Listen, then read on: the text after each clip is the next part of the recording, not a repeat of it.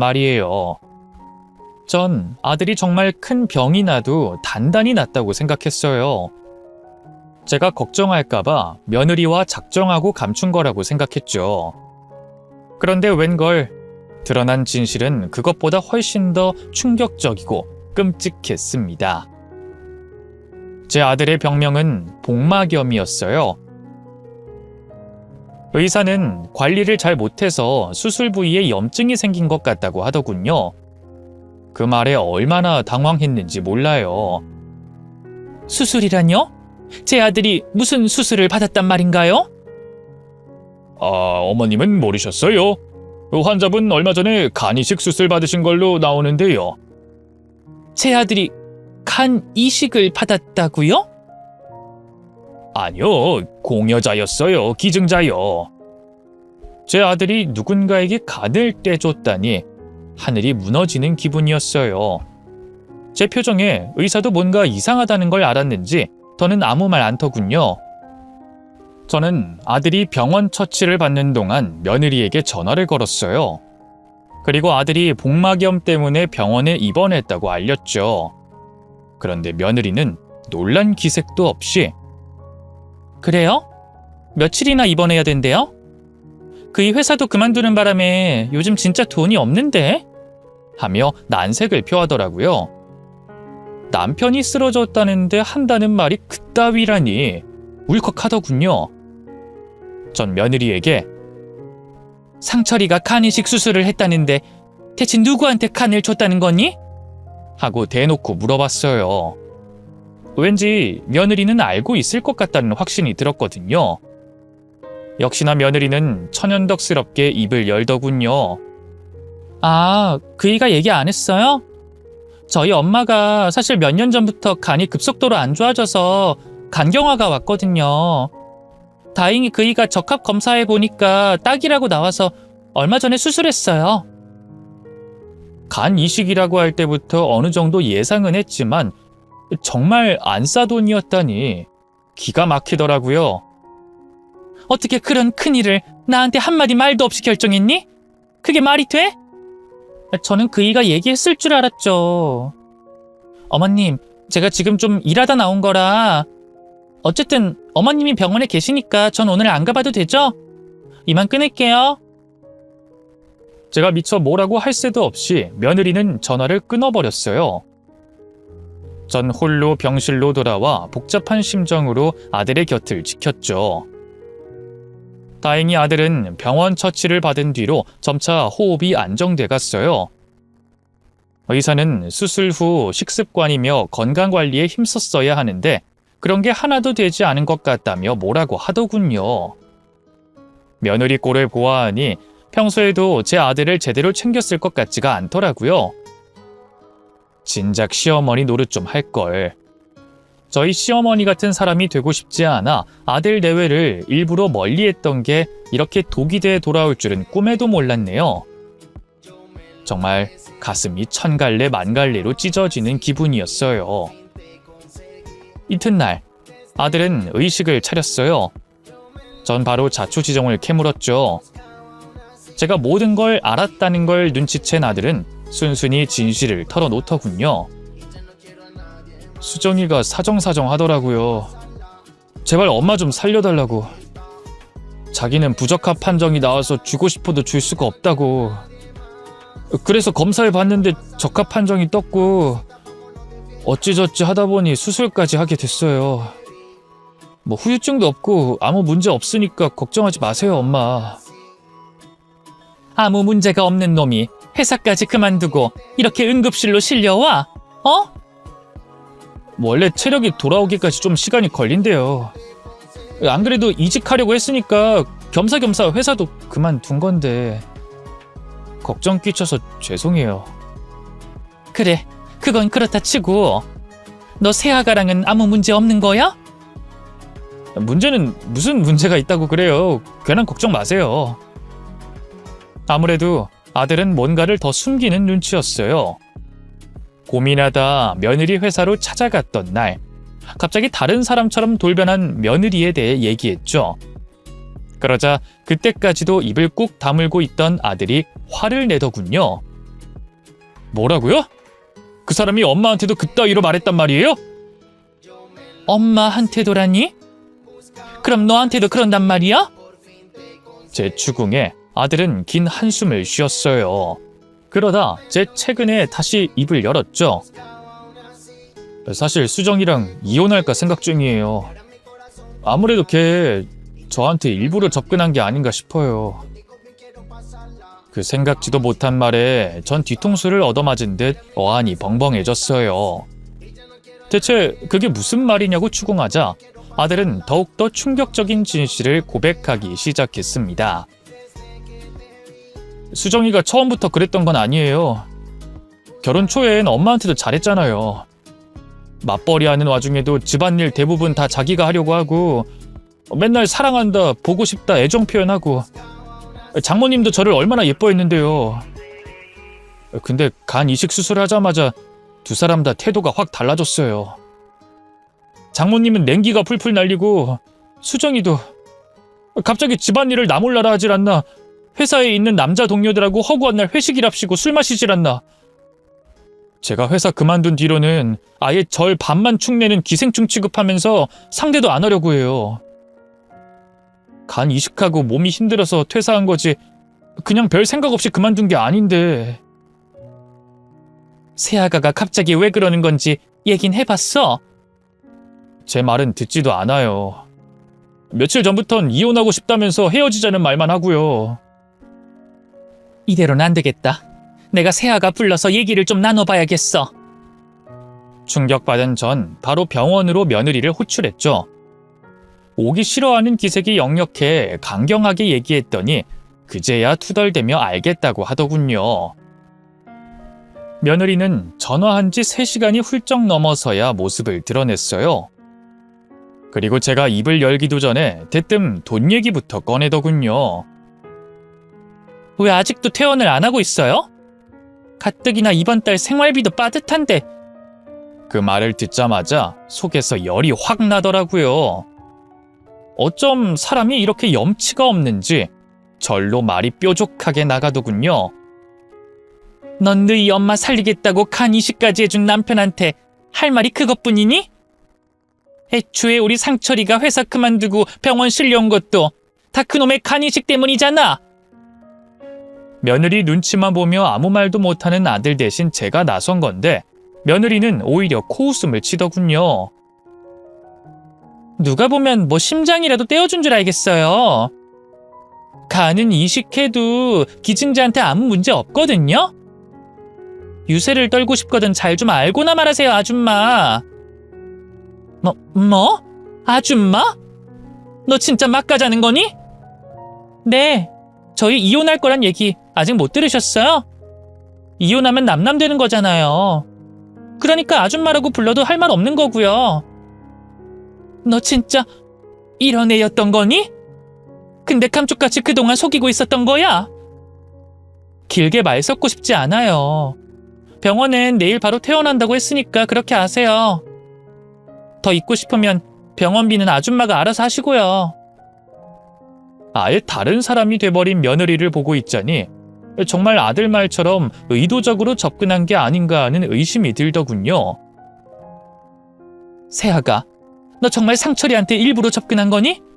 간을 목적으로? 참나, 뭔 말도 안 되는 소리를 하세요? 저 처음엔 정말 이 사람 사랑했어요. 근데 간 이식 하나 해준 걸로 어찌나 유세를 떨던지. 그래도 꾹 참고 살아줬더니만 결국 회사까지 그만뒀잖아요. 간 이식 해줬단 핑계로 아주 집에서 편하게 놀고 먹으면서 저를 뼛속같이 부려먹겠다는 심보 아니겠어요. 당황한 제가 아무 말도 하지 못하자 그때까지 잠자코 있던 아들이 끼어들었어요. 내가 그런 게 아니라고 몇 번을 말해. 난 몸만 추스르면 금방 직장 구할 생각이었어. 그리고 넌 애초에 내가 회사 그만두기 전부터, 정확히는 내가 장모님한테 간 이식해준 그날 이후부터 태도가 확 달라졌다고. 잡아댈 생각하지 마. 소설 좀 그만 쓰랬지. 모자 둘이서 지금 뭐 하는 거야? 수정이 너 나한테 함부로 하는 건 상관없는데 우리 엄마한테까지 그러지 마. 아무리 그래도 네 윗사람이라고. 웃기고 있네. 얼른 이혼 서류에 사인이나 해. 난 이혼 못한다고 했지. 갑자기 무슨 이혼이야. 장모님한테 간 떼주고 나니까 이제 난 필요 없다 이거야? 아니라고 몇 번을 말해. 당신이 가장으로서 돈을 못 벌어오고 있으니까 이혼한다는 거라고. 어쨌든 난 더 할 말 없고 앞으로는 변호사 통해서 얘기했으면 좋겠어. 이만 가볼게. 며느리는 제가 붙잡을 새도 없이 그대로 병원을 떠나버렸어요. 그러자 아들은 분을 이기지 못하고 눈물을 흘리기 시작했습니다. 제가 바보 같았어요, 엄마. 저런 냉정하고 못된 여자한테 돈이고 맘이고 다 퍼주고 간까지. 제가 왜 그런 선택을 했는지 너무나 후회스러워요. 꺽꺽대며 우는 아들을 보고 있자니 제 가슴도 문드러졌어요. 마치 뜨거운 인두로 심장을 지지는 기분이라고나 할까요? 아들을 달래던 저도 결국 눈물을 참지 못했고요. 그렇게 저희 모자는 서로를 끌어안고 오열했습니다. 그 뒤로 전 몸이 성취하는 아들을 대신해 변호사들을 만나러 다녔어요. 이혼은 물론 사기죄로 고소할 수 있는지도 알아봤지만 다들 힘들 것 같다고 하더군요. 어쨌든 아들이 간이식을 자진해서 해준 거니 말이에요. 결국 제가 할 수 있는 거라곤 아들과 며느리를 이혼시키는 것뿐이었죠. 그 사이 며느리는 집이며 폐물이며 돈 되는 건 죄다 팔아 한몫 단단히 챙긴 후였네요. 하지만 그땐 그런 것까지 신경 쓸 정신이 없었어요. 아들의 건강이 나날이 나빠지고 있었거든요. 그저 아들을 하루빨리 그 끔찍한 마녀 같은 며느리에게서 떼어놔야겠다는 생각뿐이었죠. 그토록 바라던 손주가 아직 생기지 않았다는 게 천운 같더군요. 만약 자식이 있었다면 아들은 평생 그 인간 같지도 않은 며느리와 인연을 끊지 못했을 테니까요. 그렇게 지리멸렬한 감정 싸움 끝에 아들 내외는 협의 이혼으로 완전히 남남이 됐고요. 아들은 고향으로 내려와 저와 함께 지내기 시작했어요. 그렇게 모든 게 제자리를 찾길 바랬지만 제 바람과 달리 아들은 이혼 후에도 한동안 힘든 시간을 보내야 했어요. 간 이식 후 제대로 된 보살핌을 받지 못해 몸이 다 망가진 건 둘째치고요. 믿었던 사람에게 배신당한 충격으로 대인 기피증과 우울증에 시달렸답니다. 요즘 은둔형 외톨이가 사회적인 문제라고 하죠. 제 아들도 그랬네요.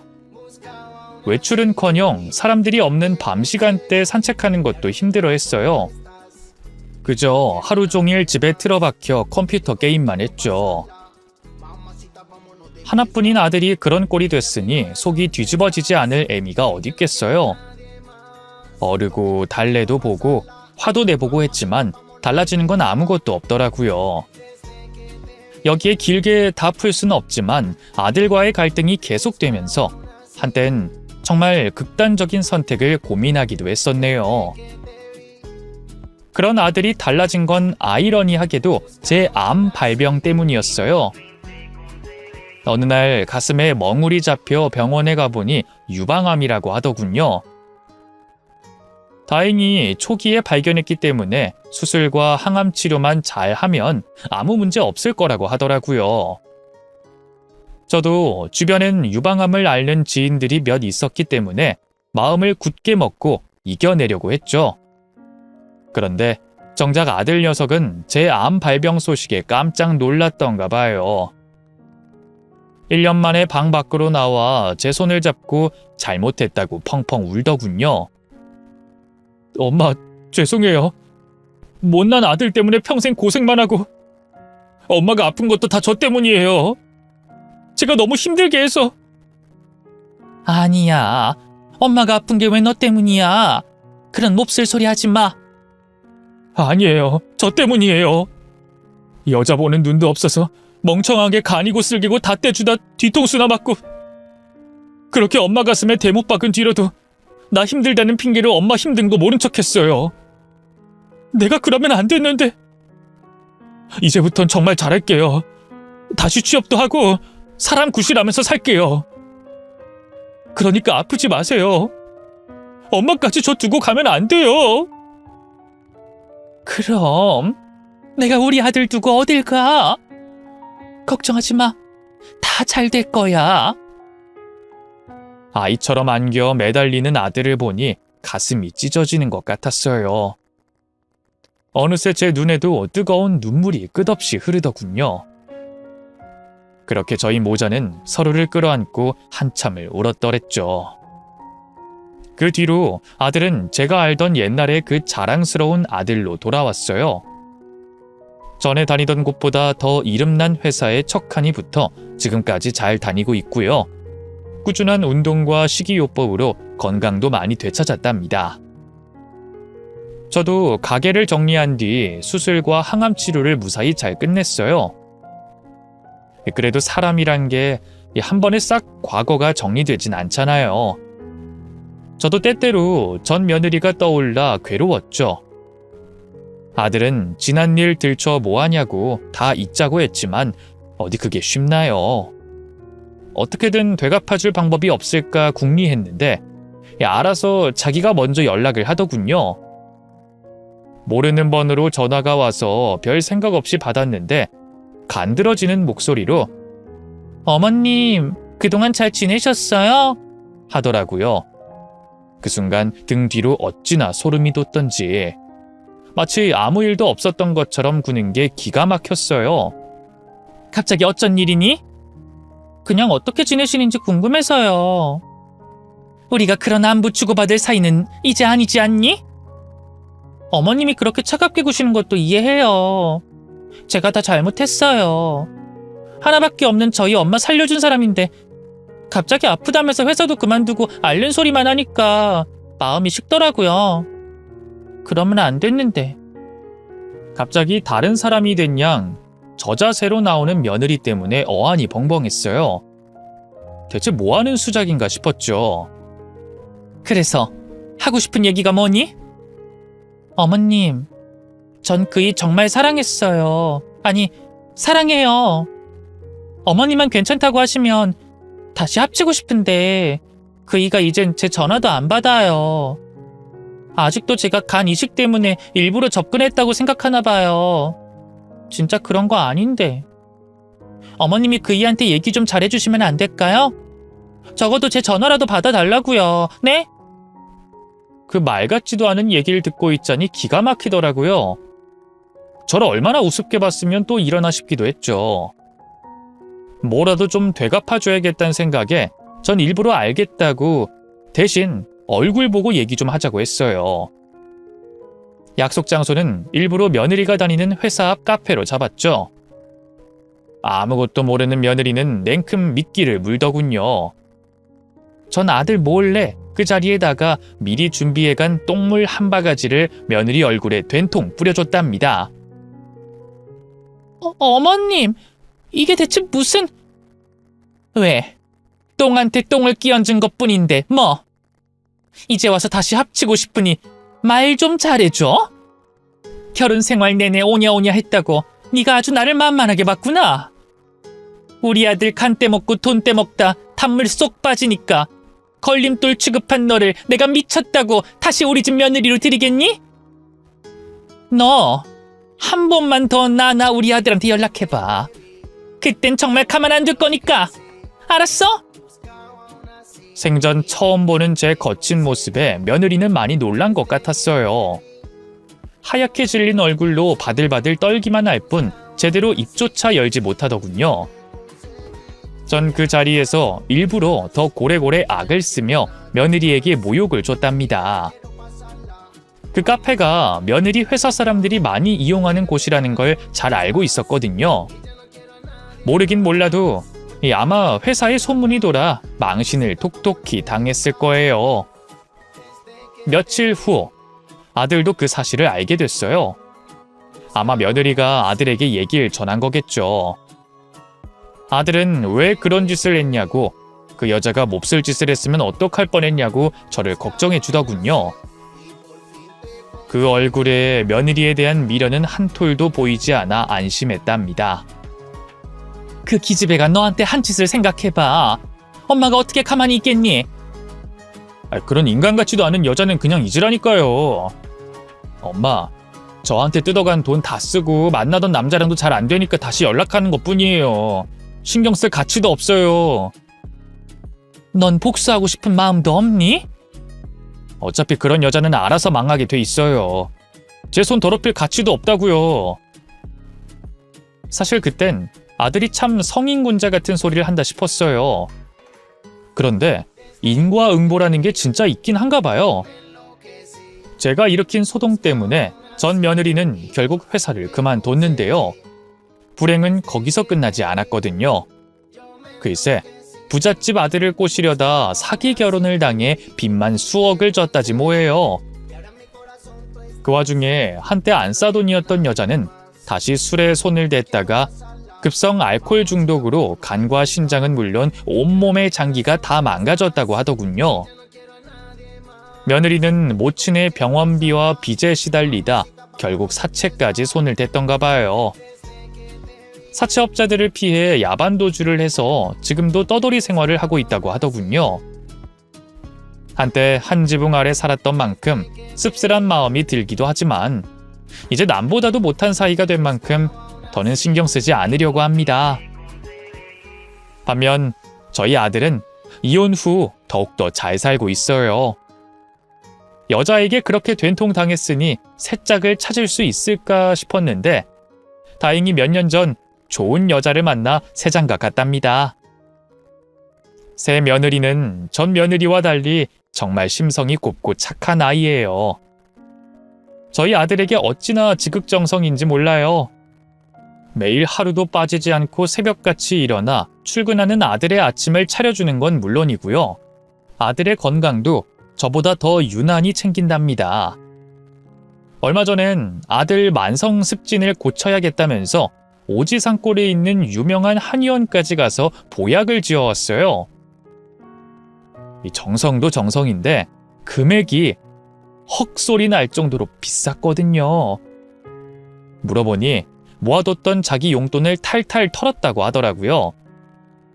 그래서 큰 병도 아니고 습진인데 뭘 그렇게까지 했냐고 돈이라도 아들에게 받으라고 하니 괜찮다고 하더군요. 그이가 밤마다 가려움 때문에 괴로워하는 게 안쓰러워서요. 어차피 전 어디 돈 쓰는 데도 없는걸요. 모아뒀다 필요한 데 쓰면 좋죠. 제 아들을 저보다도 더 끔찍이 챙기는데 어떻게 마음이 가지 않을 수 있겠어요. 게다가 저한테도 얼마나 잘하는지 몰라요. 연로한 시어머니 혼자 어찌 두냐며 먼저 같이 살자 말해준 것도 고마웠는데 함께 산 뒤로도 제 손엔 물 한 방울 못 묻히게 한답니다. 설거지라도 좀 해주려고 하면 친구들하고 나가서 노시라면서 손에 용돈을 쥐어주고 쫓아내기 바빠요. 제가 남편 잃고 혼자 얼마나 고생하면서 아들 키웠는지 안다고 이젠 좀 쉬면서 취미생활도 즐기고 연애도 해보라네요. 남사스럽게 별소리를 다 한다고 뭐라 하긴 했지만 며느리의 그 말이 참 고맙더라고요. 얼마 전 제 생일 기념으로 아들 내외와 손주를 데리고 제주도 여행을 다녀왔는데요. 새삼 제가 얼마나 행복한 삶을 살고 있는지 실감이 나더라고요. 행복이 뭐 별건가요? 사랑하는 가족들과 함께 아픈 곳 없이 건강하게 지내면 그게 행복이죠. 이런 깨달음도 아마 지난날의 아픔이 있었기에 얻을 수 있었던 거겠죠.